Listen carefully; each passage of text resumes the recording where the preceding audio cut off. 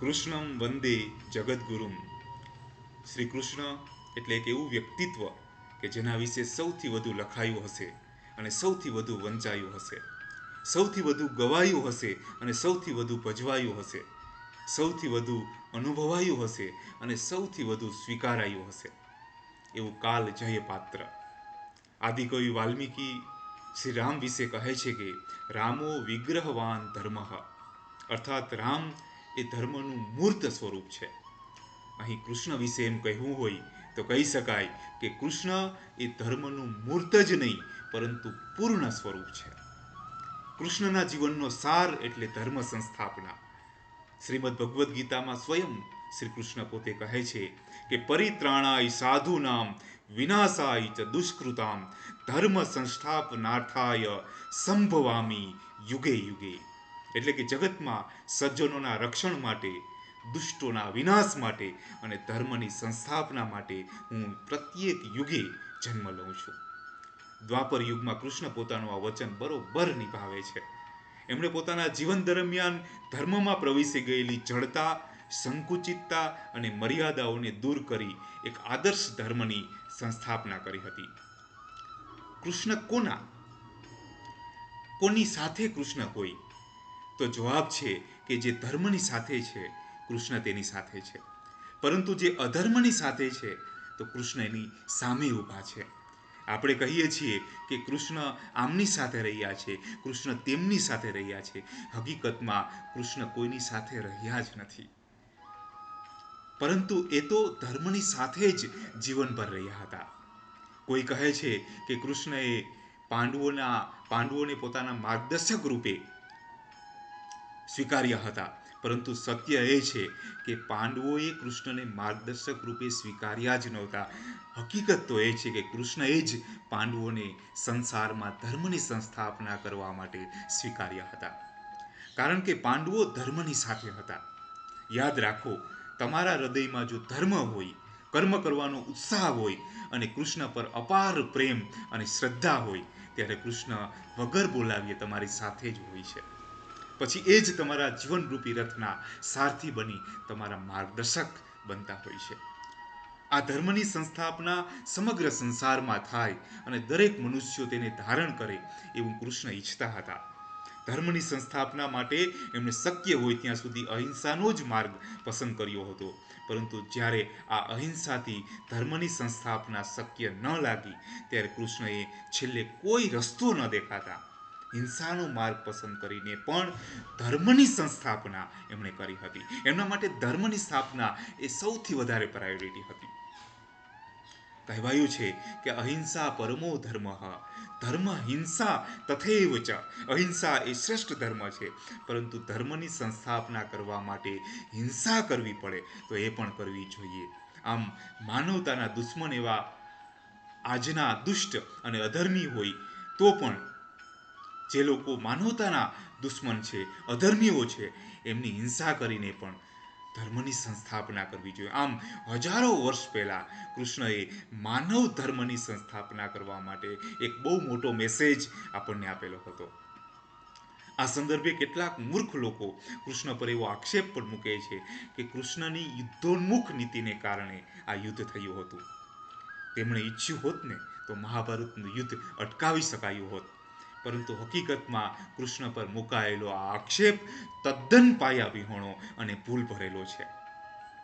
એના સમાધાન માટે આપણે મહાભારતના ઉદ્યોગ પર્વના 92 થી 150 અધ્યાયમાં આવતી કૃષ્ણનું જે સંધિ કાર્ય છે એને સમજવું પડે. કૃષ્ણનું આ એક એવું કાર્ય છે કે જે કૃષ્ણના વ્યક્તિત્વનો એક શ્રેષ્ઠ ઉત્કર્ષ છે. કૃષ્ણના માનવ ધર્મનો ઉત્કર્ષ, કૃષ્ણના જીવનનો માનવ ધર્મ નો ઉત્કર્ષ આપણે અહીંયા જોઈ શકીએ છીએ. કૃષ્ણના વ્યક્તિત્વને આપણે એક જુદા જ દ્રષ્ટિકોણથી આપણી સામે આવે છે, અને એ કાર્ય એટલે કૃષ્ણનું સંધિ કાર્ય. આપણે બધા જાણીએ છીએ કે પાંડવો 12 વર્ષ વનવાસ અને 13મું વર્ષ અજ્ઞાતવાસ ભોગવી પાછા ફરે છે. શરત એવી હતી કે પાંડવો વનવાસ ભોગવી પાછા ફરે એટલે એમને રાજ્યનો ભાગ આપી દેવો, પરંતુ કૃષ્ણ જાણતા હતા કે કૌરવો સીધી રીતે પ્રેમથી પાંડવોને રાજ્યનો ભાગ આપવાના જ નથી. આથી પોતાના રાજ્યનો પાછો ભાગ મેળવવા પાંડવોએ કૌરવની સામે સંગ્રામ કરવો જ પડશે. પાંડવોને પોતાનો હક મેળવવા માટે કૌરવની સામે યુદ્ધ કરે એ પહેલા સમાધાન માટે એક પ્રયાસ કરવો જોઈએ એમ કૃષ્ણ માનતા હતા.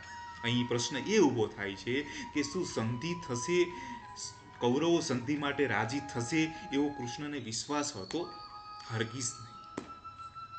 તેઓને સહેજ પણ આશા ન હતી, કારણ કે કૃષ્ણ દુર્યોધન વગેરે કૌરવોની દુષ્ટતાને, એમની નીચતાને સારી રીતે જાણતા હતા.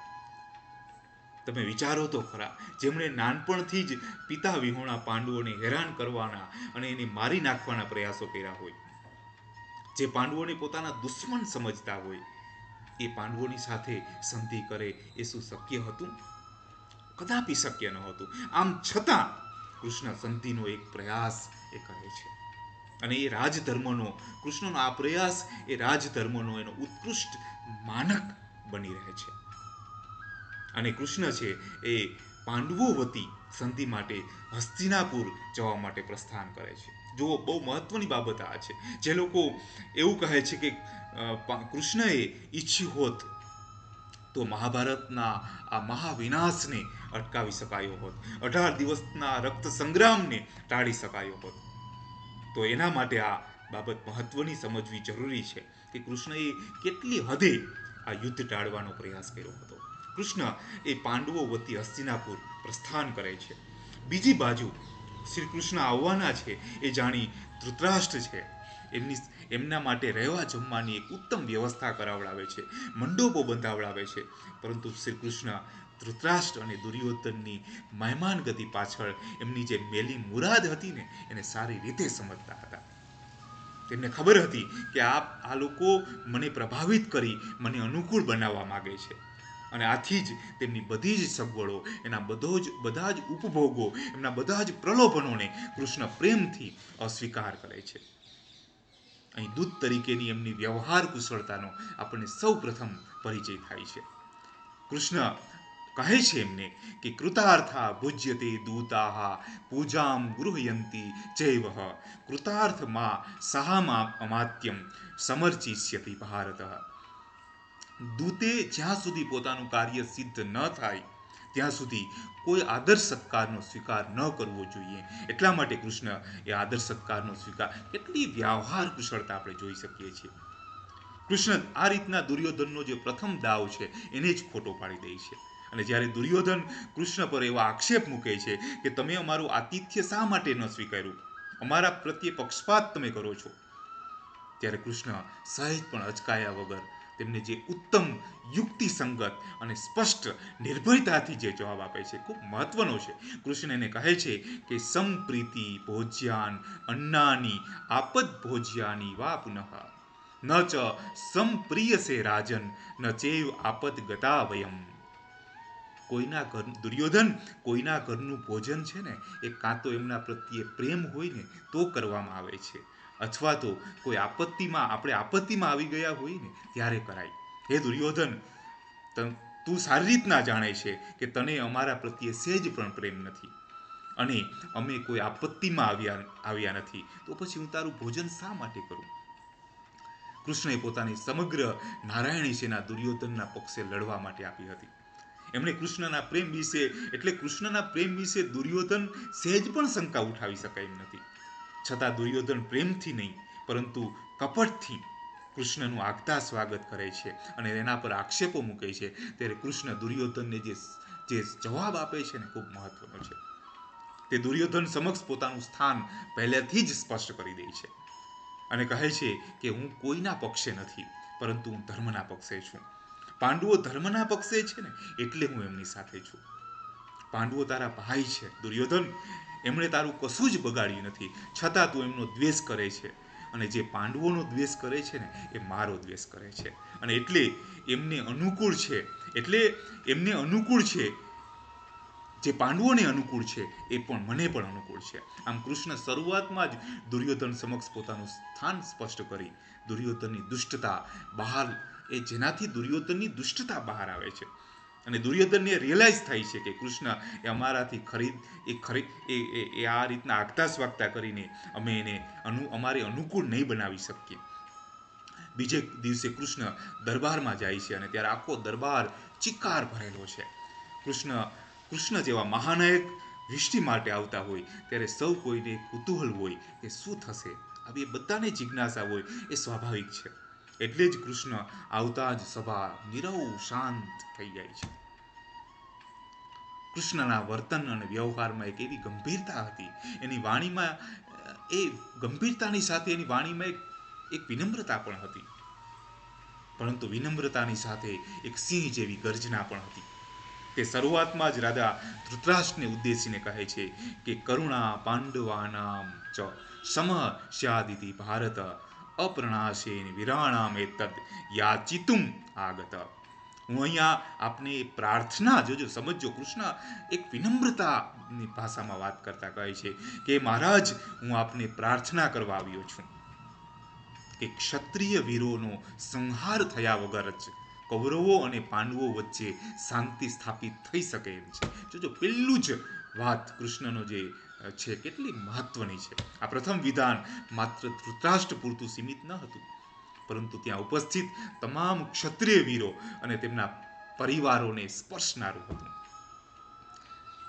તેમજ કૃષ્ણ છે એ માત્ર પાંડવોના જ નહીં, પરંતુ કૌરવો અને અહીંયા બેઠેલા તમામ રાજાઓ છે એના હિતેચ્છુ છે એવું સિદ્ધ કરી દેનારું વિધાન હતું. કારણ કે કૃષ્ણ એમાં એવું કહે છે કે આ ક્ષત્રિય વીરોનો સંહાર કર્યા વગર જ કૌરવો અને પાંડવો વચ્ચે શાંતિ સ્થાપિત થઈ શકે એમ છે. અને ત્યારબાદ તેઓ કૃષ્ણ છે એ કુરુકુળની ઉત્તમ પ્રશંસા ધૃતરાષ્ટ્રની સામે કરે છે. અને પછી ધૃતરાષ્ટ્રને સૌપ્રથમ સમજાવતા કહે છે કે તમે આવા શ્રેષ્ઠ કુરુકુળમાં, ઉત્તમ કુરુકુળમાં, પ્રતિષ્ઠિત કુળમાં જન્મ તમારો થયો છે, આપ બધાનો થયો છે, ત્યારે આપને કારણે કોઈ અનુચિત કાર્ય થાય, અધર્મ થાય, એ ખરેખર કુળને પણ શોભતું નથી. આપના પુત્ર કૌરવો બહારથી અને અંદરથી મિથ્યા આચરણ કરવા લાગ્યા છે. તેઓ ક્રૂર મનુષ્યો જેવું આચરણ કરી ધર્મની બધી જ મર્યાદાઓને એને તોડી નાખી છે, એને ઓળંગી ગયા છે. હવે સમય આવી ગયો છે કે એમને રોકી એને સાચા માર્ગ પર લઈ આવો, અને એ જવાબદારી મહારાજ તમારી છે. એમને જો રોકવામાં નહીં આવે તો આખી પૃથ્વીનો નાશ થશે. આવી કૃષ્ણ એક સાવચેતીની વાણી છે એ રાજાને ધૃતરાષ્ટ્રની સામે ઉચ્ચારે છે. અને ત્યાર પછી તેઓ પાંડવો ધર્મના પક્ષે છે એવું સિદ્ધ કરી પાંડવો સાથેની સંધિથી કેવા લાભ થશે એ ધૃતરાષ્ટ્રને કહે છે કે પાંડવો જો આપનાથી સુરક્ષિત થઈ જશે ને મહારાજ, તો આ દેવો જ નહીં, આ સમગ્ર દેવો અને તમામ રાજાઓ છે એમાંથી કોઈ આપણને જીતી શકે એવું નથી. પૃથ્વીના બધા જ રાજાઓ આપને અનુકૂળ થઈને ચાલશે અને આપ જગતના મહાન સમ્રાટ બની જશો. પરંતુ યાદ રાખો, જો એમ નહીં કરવામાં આવે તો એ મહારાજ સંયુગે વે મહારાજ દ્રશ્યતે સુમહાન ક્ષયે શ ઉભતે રાજન કમ ધર્મમ અનુપશ્યતિ. મહારાજ, જો હવે આ યુદ્ધને અટકાવવામાં નહીં આવે, સંધિ જો કરવામાં નહીં આવે, તો જે મહાન યુદ્ધ થશે ને એનાથી મહાન વિનાશ થવાનો છે. આ બંને પક્ષનો વિનાશ ન થાય એટલા માટે તમે આ સંધિ કરી લો, એમાં જ ધર્મ છે. અને હું એ સારી રીતના જાણું છું કે યુદ્ધમાં કોઈ ધર્મ નથી, માત્ર અધર્મ છે. કૃષ્ણ જે આ કહે છે ને મિત્રો, એ માત્ર ધૃતરાષ્ટ્ર પૂરતું સીમિત નથી, આખી સભાને આ લાગુ પડે છે. કૃષ્ણની વાણીમાં એક સચ્ચાઈ પૂર્વકનું એક આર્જવ છે. તે કહે છે કે યુદ્ધ એ વિકૃતિ છે અને શાંતિ એ પ્રકૃતિ છે. રાજાનો ધર્મ પ્રકૃતિમાં સ્થિર રહેવાનો છે. યુદ્ધરૂપી વિકૃતિ કરવાનો નથી. આમ કૃષ્ણ ધૃતરાષ્ટ્રને એક રાજા તરીકે એનો ધર્મ યાદ અપાવીને એમને ઢંઢોળવાનો પ્રયાસ કરે છે, અને એ દ્વારા પણ યુદ્ધ અટકાવવાનો એક પ્રયાસ કરી જુએ છે. આમ કહ્યા પછી કૃષ્ણ છે એ પાંડવોની ધૃતરાષ્ટ્ર જોગ જે પુત્ર ભાવે મોકલાવેલો સંદેશો હતો ને એ પણ કહે છે, અને તે દ્વારા ધૃતરાષ્ટ્રના હૃદયના કમાડ ખોલવાનો કૃષ્ણ છે એ પ્રયાસ કરી જુએ છે કે પિતૃભાવે પણ જો ધૃતરાષ્ટ્ર માને અને યુદ્ધ અટકાવે તો. અને પછી કૃષ્ણ ત્યાં બેઠેલા તમામ સભાસદોને સ્પષ્ટ કહે છે કે યત્ર ધર્મો અધર્મેણ સત્યમ યત્ર અનુતેન ચ હન્યતે પ્રેક્ષમાણાનામ હતાંસ્તત્ર સભાસદ. જ્યાં સભાસદોની નજર સામે અધર્મ દ્વારા ધર્મનું અને અસત્ય દ્વારા સત્યનું ગળું દબાવવામાં આવતું હોય તે સભાસદો પણ હણાયેલા જ સમજવા. આવા અધર્મને સાથ આપનારા સભાસદો છે ને એ કિનારા પરના વૃક્ષોને જેમ નદી નષ્ટ કરી નાખે છે તેમ અધર્મ આવા સભાસદોને પણ નષ્ટ કરી નાખે છે. એટલા માટે હે અધર્મો, હે સભાસદો, યાદ રાખો, તમે જો અધર્મનો સાથ આપશો ને તો તમારો પણ વિનાશ થવાનો છે.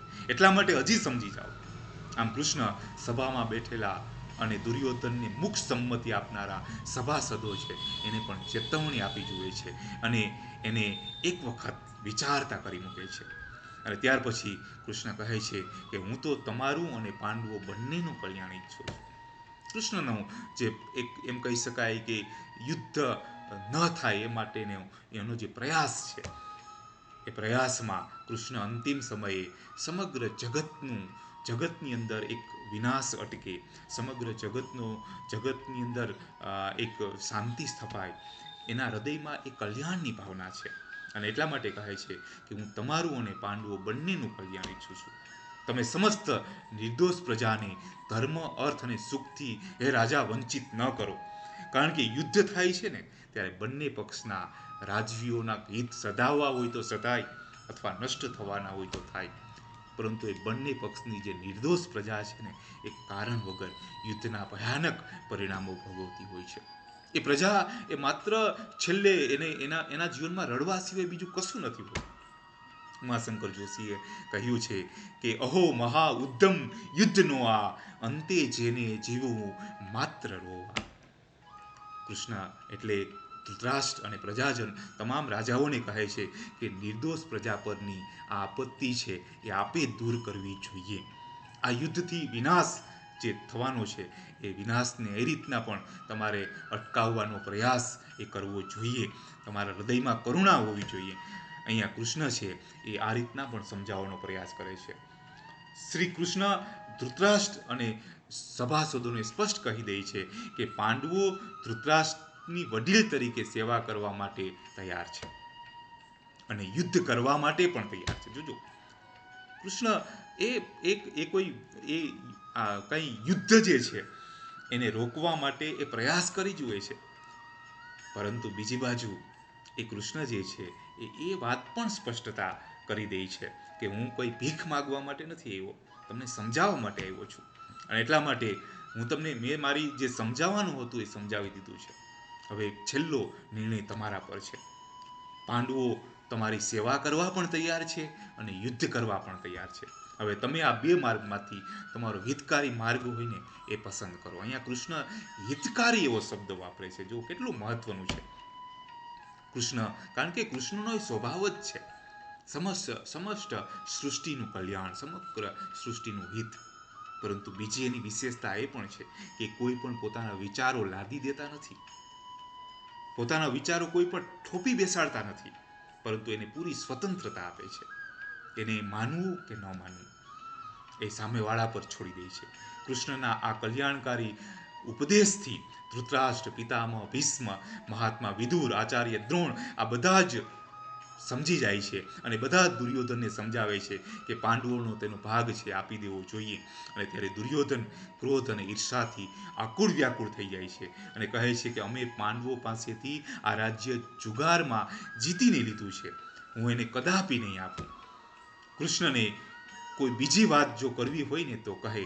અને ત્યારે કૃષ્ણ કહે છે કે આ યુદ્ધને અટકાવવા હું પાંડવો વતી 5 ગામ માગું છું. દુર્યોધનને કહે છે કે દુર્યોધન, જો તું એમ કહેતો હોય કે હું કશું આપવા માંગતો નથી તો હું છેલ્લા પ્રયાસ રૂપે એવું કહું છું કે જો આ યુદ્ધ અટકતું હોય તો પાંડવોને માત્ર 5 ગામ આપી દે અને સમગ્ર પ્રજાજનોનું હિત છે એ થશે, યુદ્ધ અટકી જશે. અને ત્યારે દુર્યોધન કૃષ્ણને એવું કહે છે કે હું પાંડવોને 100ની અણી જેટલો ભૂમિનો ભાગ પણ નહીં આપું, એવું સ્પષ્ટ જણાવી દે છે.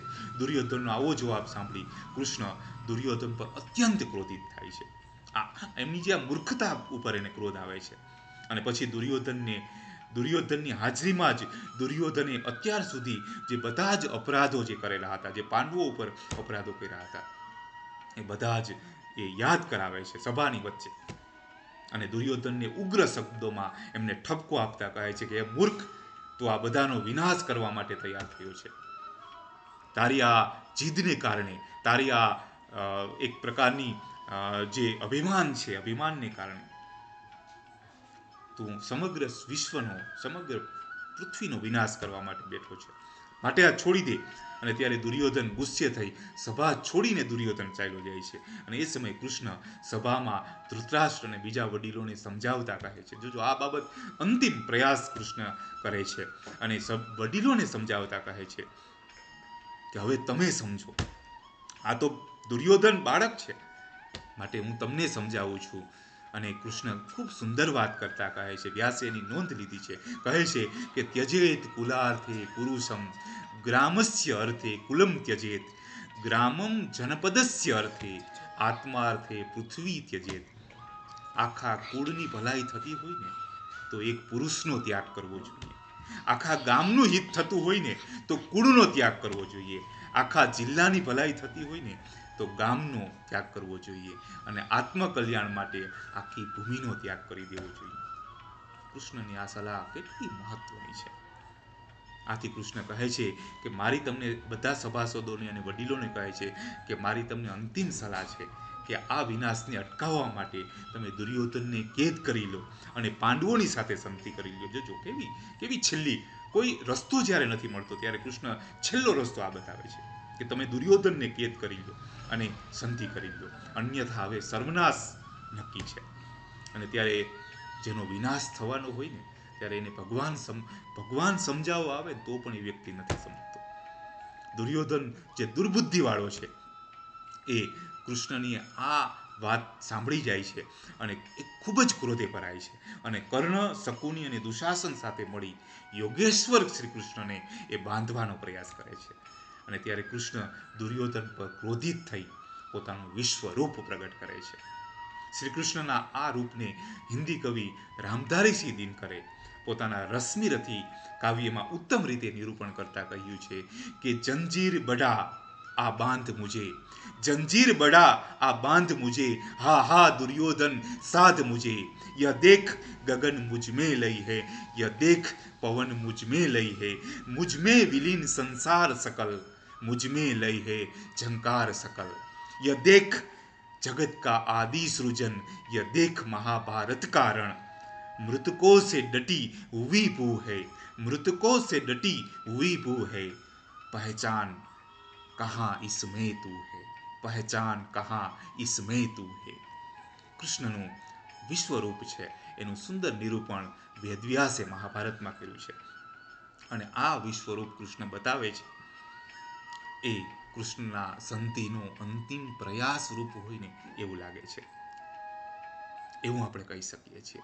કારણ કે કૃષ્ણએ કદાચ એવું વિચાર્યું હશે કે આ રીતે પણ આ દુષ્ટ દુર્યોધન છે એ અધર્મનો માર્ગ છોડી દે, આ રીતે પણ સભામાં બેઠેલા જે શ્રેષ્ઠ સભાસદો છે એ લોકો પણ કંઈક સમજે અને જે જગતનો નાથ જેની સાથે હોય એ ધર્મની સાથે હોય અને જગતના નાથની સાથે રહેવાય, એની સામે ન જવાય. કૃષ્ણ આ રીતે પણ આ તમામ સભાસદોને એક સમજાવવાનો એક પ્રયાસ કરી જુએ છે. પરંતુ અફસોસ દુર્યોધન પોતાનો નિર્ણય બદલતો નથી. ધૃતરાષ્ટ્ર પોતાની લાચારી પ્રગટ કરે છે અને કૃષ્ણ નિરાશ થઈ અંતે સભા છોડીને બહાર નીકળે છે. હવે કૃષ્ણને એવી ખાતરી થઈ ચૂકી હતી કે હવે યુદ્ધ અનિવાર્ય છે.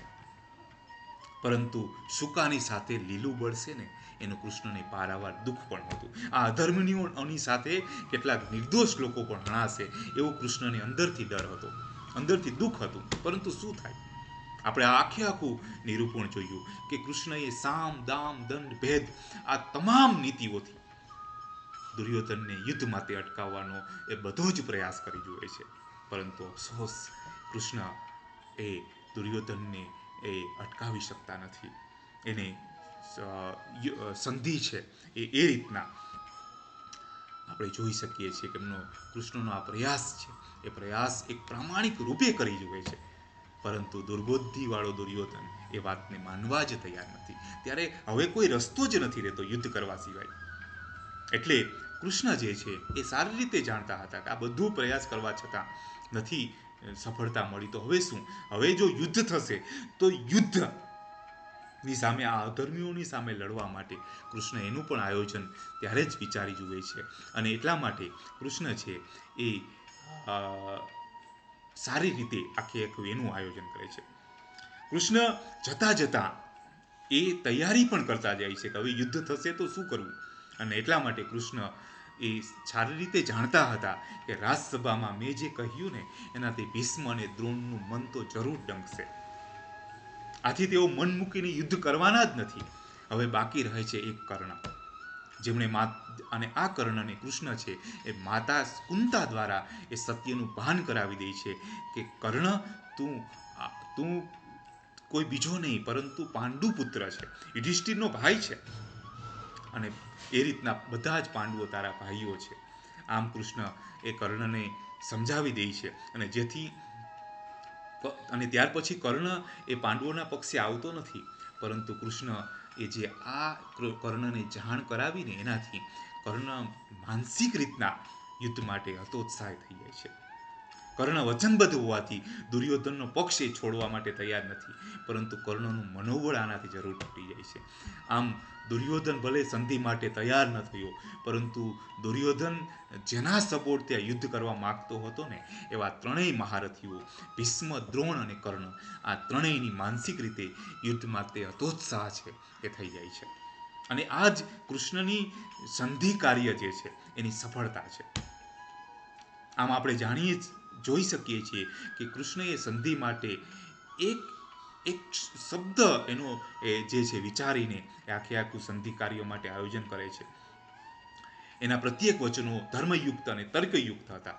એ સંધિ કરવા માટે પોતાની પૂરી શક્તિ, પોતાની પૂરી પ્રામાણિકતાથી પ્રયાસ કરી જુએ છે, પરંતુ એ યુદ્ધ અટકાવી શક્યા નહીં. દૂત કાર્યથી યુદ્ધ ભલે ન અટકાવ્યું, પરંતુ હવે યુદ્ધ થવાનું હોય તો યુદ્ધ માટે કૃષ્ણની એ રીતે પણ સંધિ કાર્ય મહત્વનું બની જાય છે. હવે કૃષ્ણના સંધિ કાર્યને એક બીજી દ્રષ્ટિએ આપણે જોવાની જરૂરિયાત છે કે આ રાજનૈતિક દ્રષ્ટિએ કૃષ્ણનું આ સંધિ કાર્ય છે ને, એ ભલે એ દૂત કાર્ય સફળ નહોતું, કૃષ્ણનું દૂત કાર્ય એ યુદ્ધને ભલે અટકાવી ન શક્યા, પરંતુ એમ કહી શકાય કે કૃષ્ણનું આ દૂત કાર્ય છે ને એ વિશ્વનું સૌથી સફળ દૂત કાર્ય હતું. કારણ કે કૃષ્ણએ યુદ્ધ અટકાવવાનો પ્રયાસ પણ કરી જોયો, અને એમાં જ્યારે સફળતા ન મળી ત્યારે યુદ્ધ થશે તો એ માટે એનું પૂર્વ આયોજન કૃષ્ણ આ સંધિ કાર્ય દ્વારા કરી રહી છે. એના સંધિ માટેના કયા કયા પ્રયોજનો હતા કૃષ્ણના, એ સમજવા માટે આપણે એના માટે હું બીજો વિડીયો બનાવીશ. અહીંયા જ મારી વાત હું પૂરી કરું છું. જય શ્રી કૃષ્ણ.